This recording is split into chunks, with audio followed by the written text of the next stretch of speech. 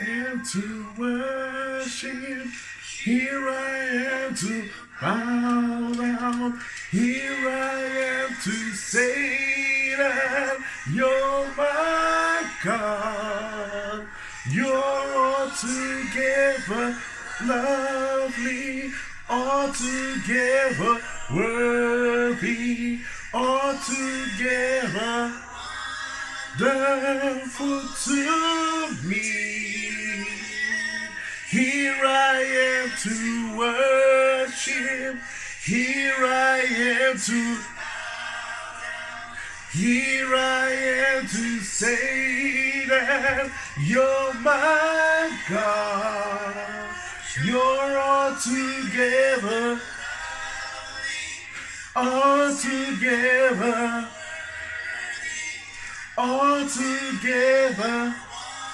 wonderful to me. Not hold you for you.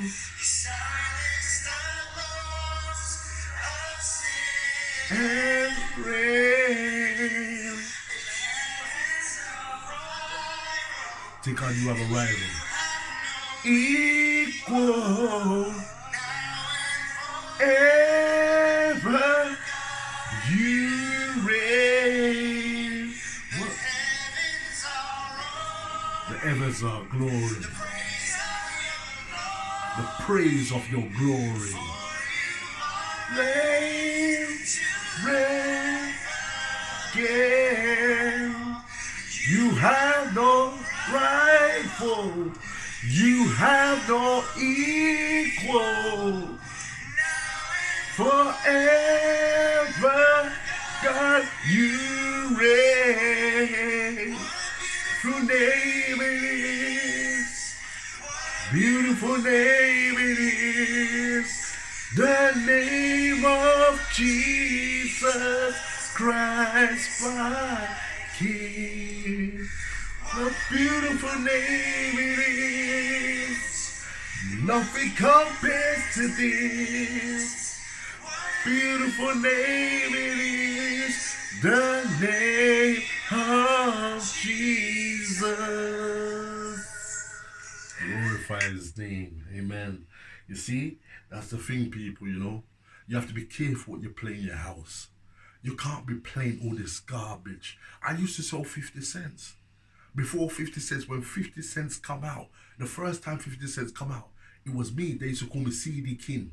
I had the first 50 cents mixtape. D Block. I used to sell D Block. You know what I'm saying? I used to sell all the gangster music. You wanted it? I was the man for it. But one day, I don't know if you hear what I'm saying.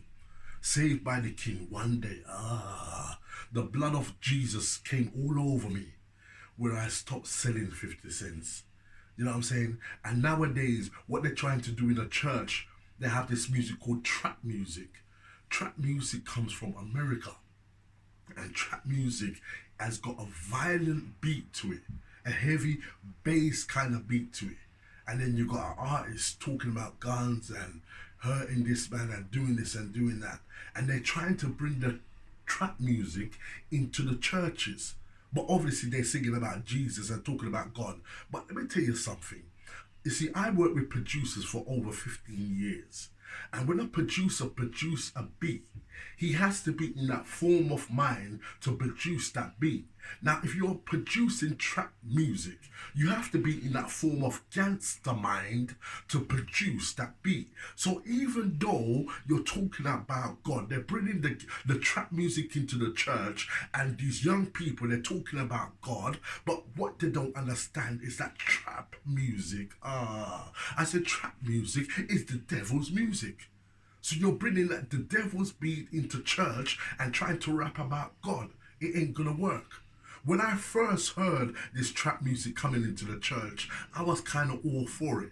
Because, you know, the younger generation, they used to being in the dance halls. They used to winding up their body and dancing with each other and doing all these dirty dances in the nightclubs. You know what I'm saying? And smoking the reefer and drinking and getting drunk. You know what I'm saying? So that church music, that slow church music what I was playing, It ain't gonna go down too well for them. You know what I'm saying? So when they say the trap music they're bringing into the church, I thought maybe the young people could relate to it. But you know, some things about God you never change. Tell your neighbor. Tell your neighbor. If you got a neighbor sitting next to you, repeat what I said. I said there's some things about God that you never change. You see, you never change God's music. You know what I'm saying? Because God's music, there's a spirit behind God's music. There's angels behind God's music. What will manifest into your life, manifest into your soul and body, and make your life better. But you see, when you bring in trap music, like I said, producers, whatever beat they create, yeah, they have to be in that form of mind. You know what I'm saying? So trap music is a deep bass music. It's a form of gangster music. So the producer is in a gangster form of mind while he's creating that trap music. And then you got the so-called young Christians coming on the beat. You know what I'm saying? And some of them even dressing up in balaclavas. How far is the church gonna go to relate God's music to the young ones? There's something you don't change. You know what I'm saying? If I used to sell 50 cents, listen to 50 cents, listen to dancehall music. My favorite artist from dancehall was Terror Fabulous. And Terror Fabulous, the best song I used to like about Terror Fabulous from Jamaica, he used to sing a song called Show Me On Hands, All Original Dial for God Man. Show me who no steal. Even on a gangster, no me nah will. Gangster stepping on the back and we no afraid. Gangster brandish, they gonna get paid. You know what I'm saying? This was a song what was talking about guns. And that was my favourite song in the dance hall. When that song used to come on, I used to put up my gun finger and act like I had a gun. And dance like I'm a gunman. That's how I used to dance in the nightclubs. You know what I'm saying? And if someone did step on my toe the wrong way, they would be in trouble. Because it wasn't just me, it was me and 20 other guys just like me who used to love them songs. You know what I'm saying? So those kind of music, they manifest in your life. I had boxers, professional, listen to me carefully. I had professional boxers who you guys see on the TV, phone my phone line, come to Reddit in their Mercedes Bentley cars and park up and spend £200 with me to buy music from me, what was all gangster music. They buy D-Block, they buy 50 cents, they buy Papoose, all those kind of guys. That's the music they used to buy. And I said to one of them, why are you buying all this gangster music? He says, yeah, I like this gangster music. The more gangster it is, the more it makes me feel good in the ring. You know what I'm saying? So they want to get in that form of mind of hurting someone. They want to get in that form of mind of knocking someone out. They want to get in that form of mind about killing someone. So that's why they get this gangster killing music. You know what I'm saying? That's why they spend so much money with me, because they hear about me. CD King has the best gangster music. I used to make £1,000 a week. £1,000 a week, £5,000 a month. You know what I'm saying? You know, just selling gangster music. But one day, I don't know if you hear what I'm saying, while I was selling this gangster music, this young kid, this kid was only 14 years old. He came up to me, came up to my market stall. He came up because I had my CDs all spread out. He came up to me and he pointed at the baddest CD what I had on the table. When I mean it was the baddest CD, this CD was talking about killing, shooting, hurt people, you know, hurt ladies, all this kind of gangster stuff. And this young kid pointed at that CD and said he wants that CD. And something in my heart there and then, I'm making money. You know what I'm saying? I'm making money. My pockets were fat. You know what I'm saying? I had £500 in that pocket, £500 in that pocket, my money. And then the guys who was working with me, little Nick, had money in his pocket. He had £500 in his pocket, another £500 in his pocket. When he used to go to the public toilets, I had to walk with him. You know what I'm saying? Because I was afraid in case anyone would have spot him and try and rob him. You know what I'm saying? Because people used to watch us and see how much money we used to make. £20, £20, £20. All the time coming in my pocket. I used to get up in the morning. And I didn't even get up in the morning. I used to get up in the afternoon. We supposed to start 7 o'clock in the morning. I used to get to work at, say, 12 o'clock midday and pack up by 2 o'clock in the afternoon. Sold out all my CDs with £1,000 in my pocket. What was I selling? I was selling gangster music. But one day, the Spirit of God touched me. This young 14-year-old came to my table and said he wants that CD. And something said to me, God said to me in my heart, are you going to sell that young kid that gangster music? That's the baddest gangster CD you got on the table. Are you going to sell that young kid that CD? And I said, you know what? Money's not everything. And I said to the kid, you know what, brother? I can't sell you the CD, man. I can't sell you the CD. And then his mum came over. I said, what's the problem? What's the problem? I said, no problem. I said that, your son's a bit underage and I can't really sell him this CD. And the mum said to me, this is what the mum said to me, don't worry about it. Why can't you sell it to him? I said, it's got a lot of swearing and gangster talk on there. She said to me, don't worry about that. He swears more than me. And I looked and I said, wow. You know what I'm saying? The mum's saying it's okay. Her son swears more than her and he's only 14 years old. There and then, I knew I had to play the father role to that child. That child wasn't the same color as me. He was white and I was black, but still it doesn't matter what color. A kid is a kid. I had to play the father's role to that kid and say, no matter what your mother says, I don't know if you know what I'm saying. If your mother ain't stepping up to being a mother, then I'm gonna step up to be your father. And no matter what your mother says, no matter what the devil says, I am telling you that I'm not selling you the CD. Because you're growing up in life and I don't want you to turn out like a gangster. And I know how music manifests in people's life. I've been doing music for over 15 years in the music studios and selling it in the public. You know what I'm saying? So I know what music does. I know when I used to drive my car and listen to that gangster music, that anytime I was off, I could set off like a time bomb. You know what I'm saying? Because the music used to be in my ears. The garbage used to be in my ears. To say that if anyone looks at your way, beat them up. If this happens, you know what I'm saying, get your gun. If this happens, get your strap. You know what I'm saying? That's what I used to do constantly through my ears. So whatever you listen to is what you shall become. You know what I'm saying? Whatever you listen to is what you become, my friend. And I was becoming that gangster. My friends around me were becoming that gangster. But it's only by the grace of God. I don't know if you hear what I'm saying. God touched my life and said to me, Nathan, bro, I've got something different for you. I've got something different for you. I used to sell the hip-hop music so much. But we used to have the books and we used to record every CD what we sold in the market.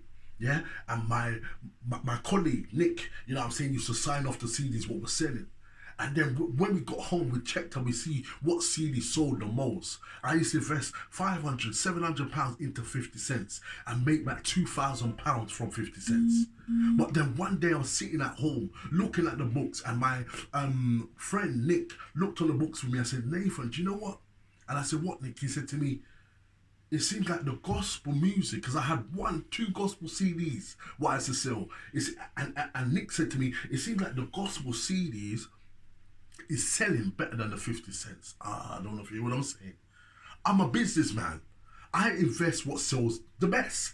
Now I'm putting all £700 into 50 cents and just putting about £100 into the gospel. But yet the gospel, the books the books don't lie. Tell your neighbor. I say the truth and the books don't lie. When Nick showed me, Nick was only 15 years old. He was getting himself in trouble with school. He was getting himself in trouble in college. Until one day he came home to me and said to me that, Nathan, I'm not going to college no more. I get expelled from college. I can't go back to college no more. I said, Nick, what are you going to do? He says he don't know. I said, listen, brother, from now on, you're going to work with me. I'm going to give you a job and keep you off these streets. I believe that God sent you to me and I'm going to be, you're my responsibility. I'm going to make you work with me and keep you out of trouble off the streets. You know what I'm saying? And that's what I did, and this little kid was always around me. I don't know if you hear what I'm saying, but he was so clever. He was so bright. He looked on the books and said, Nathan, the gospel is selling better than 50 cents. And I said, what, Nick? He says, the gospel is selling better than 50 cents. There was a woman in a wheelchair. She had on a leather jacket and all on her arms was all tattoos on her arms. And she had some pink and purple and all different colors in her hair. She looked like a punk rocker. You know what I'm saying? She looked like a person who listened to rock music. And I was in the market because before we sell 50 cents, what I used to do every time in the market when we set up, I used to always play the gospel. I don't know why. I wanted to bless my day. I knew in my heart that the gospel would bless my day. So I always used to put on the gospel music and play the gospel music. But this woman, she was walking past with her husband. Her husband was a big guy. He had a big leather jacket on. And he had all them long black hair. You know what I'm saying? And pair tattoos on his arms. And she walked past my market stall. And I was playing the gospel, a real slow song. I forgot the name of the song. But the woman, she told her husband, she tapped on her husband's hand and said, turn back. And she turned back. I thought she was going to come and tell me, why am I playing that rubbish music? Or what are you playing that music for? And she came back to me and she said to me, I don't normally listen to this music. And I looked at her and I said in my mind, I could tell. And she said, but there's something about this music. I don't know if you hear what I'm saying.